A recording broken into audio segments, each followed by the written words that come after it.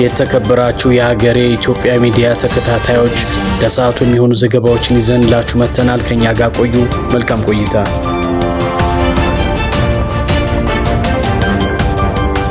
ዛሬ ሌሊት ፖሊሶች ቴዲ አፍሮ ቤት ድረስ በመሄድ የኢትዮሪካ አልበም አቀናባሪን አሳልፎ እንዲሰጣቸው ማስፈራራታቸው፣ የቴዲ አፍሮ የቅርብ ጓደኛ የሱፍ ያሲን እንዲሁም ቃል አቀባዩና ምክትል ማኔጀሩ የሆነችው የኦስትሪያ ዜግነት ያላት ማህሌት ሰለሞንን እየደበደቡ ይዘው መሄዳቸው፣ ጠቅላይ ሚኒስትሩ የቁራ ጩኸት ሲሉ በሾርኔ ቴዲ አፍሮን ዘፈን ለማጣጣል መሞከራቸው፣ የቀድሞ የጠቅላይ ሚኒስትር አብይ አህመድ የቅርብ አማካሪ አቶ ዮናስ ዘውዴ ጠቅላይ ሚኒስትሩ ቁራና ንስር እያሉ በሰጡት ሰሞነኛ ትችት ላይ የግል አስተያየታቸውና ትንታኔያቸውን መስጠታቸውና ሌሎችን መረጃዎች ወደ እናንተ እናደርሳለን። ከኛ ጋር እንድትቆዩ ጋብዛለሁ። መልካም ቆይታ። ዛሬ ሌሊት የፌደራል ፖሊሶች ወደ ቴዲ አፍሮ ቤት በመሄድ ሙዚቃውን ያቀናበረውን ልጅ አሳልፎ እንዲሰጣቸው የጠየቁት ቢሆንም ታዋቂው አርቲስት ግን ሊሰጣቸው ፈቃደኛ ባለመሆኑ እምቢታውን አሳይቷል ተብሏል። በውድቅት ሌሊት ወደ ቤቱ የሄዱት የፌደራል ፖሊሶች አርቲስቱን ሙዚቃ ያቀናበረለትን ልጅ አሳልፎ እንዲሰጣቸው ቢወተውቱም ቴዎድሮስ ካሳሁን ግን በዚህ ሰዓት በሩ እንደማይከፍትና እነሱን ለማስገባት ፈቃደኛ ለመሆኑን ነግሮ እንዲመለሱ እንዳደረጋቸው ተነግሯል። ከዚህ በተጨማሪ ቴዎድሮስ ካሳሁንን የቅርብ ጓደኛ የሱፍ ያሲንን ምክትል ማኔጀርና ቃል አቀባይ እንደሆነች የሚነገርላትን ኦስትሪያ ዜግነት ያላትን ማህሌት ሰለሞንን ፌደራል ፖሊስ እየደበደበ እንደወሰዳቸውም ሀበሻ ዘግቧል። የሱፍ ያሲን ከመኖሪያ ቤቱ እየደበደቡና እያዋከቡ የወሰዱት ሲሆን ቃል አቀባዩንም እንዲሁ ካረፈችበት ሆቴል ተመሳሳይ አይነት ጥቃት እያደረሱባት እንደወሰዷት ተገልጿል። ይህን ማድረግ ያስፈለገውና በቀጥታ ጉዳዩ የማይመለከታቸውን ሰዎች ማጥቃቱ የአርቲስት ቴዎድሮስ ካሳሁንን ስነ ልቦና ለመጉዳትና በማዋከብ ከአገር ተሰዶ እንዲሄድ ለማድረግ መሆኑ ሐሳብ እየተሰጠበት ነው። በቅርቡ ኢትዮሪካ በተሰኘው አልበሙ ከፍተኛ የህዝብ ትኩረት ያገኘው ቴዲ አፍሮ በፖለቲካና ማህበራዊ ጉዳዮች ላይ ያተኮሩ መልእክቶች በዘፈኑ ውስጥ እንደሚያቀርብ ይታወቃል።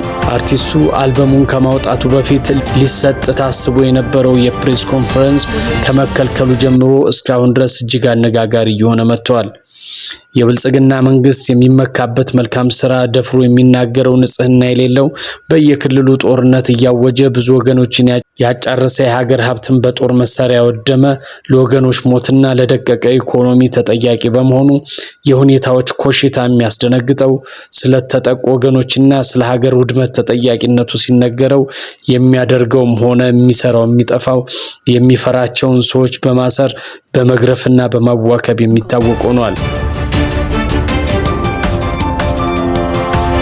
የፍልስፍና ምሁሩ የቀድሞ የጠቅላይ ሚኒስትር አማካሪ የነበሩት ዮናስ ዘውዴ ሰሞኑን ጠቅላይ ሚኒስትሩ ራሳቸውን እንደ ንስር ቴዲ አፍሮን ቆሻሻ ቦታ የሚውል ጨዋሂና አልቃሻ አድርገው ባሽሙር መናገራቸውን ተከትሎ ንስር ከራሱ ክብደት በላይ የማይሸከም በደመና ጊዜ አይኑ የሚፈዝ መሆኑን ተናግረው ጠቅላይ ሚኒስትሩ ማንጸሪያቸው ውሃ የማይቋጥር መሆኑን በገደምዳሜ መናገራቸው በፌስቡክ ሲዘዋወር አይተነዋል። የፍልስፍና ምሁሩ መንፈሳዊና የተከበረ ስብዕና ያላቸው ለአምላካቸውና ለሕሊናቸው ታማኝ በመሆናቸው ጠቅላይ ሚኒስትሩ ጋር መስማማት ባለመቻላቸው ከስልጣን እንደተነሱ ይነገራል። ለህዝብ የቆመ ጀግና ልጃቸውን ኢትዮጵያኖች ሊጠብቁትና ሊንከባከቡት ይገባል ሲሉ በአሜሪካ ያሉ አንድ ለአሜሪካ መንግስት ቅርበት ያላቸው አቶ መስፍን የተባሉ ሰው ተናግረዋል።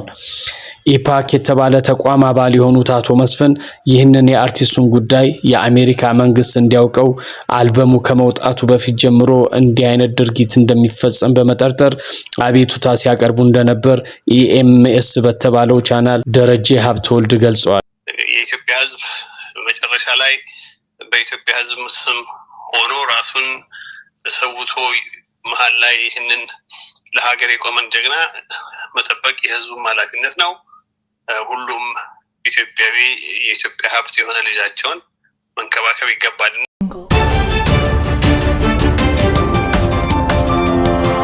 የተወደዳችሁ ተከታታዮቻችን ይህ ለሁለት ሳምንት የሚቆየው የሙከራ ስርጭታችን ነው። በተሻለ አቅምና ጥራት ወደ እናንተ መድረስ እንድንችል አስተያየታችሁ አይለየን እንላለን።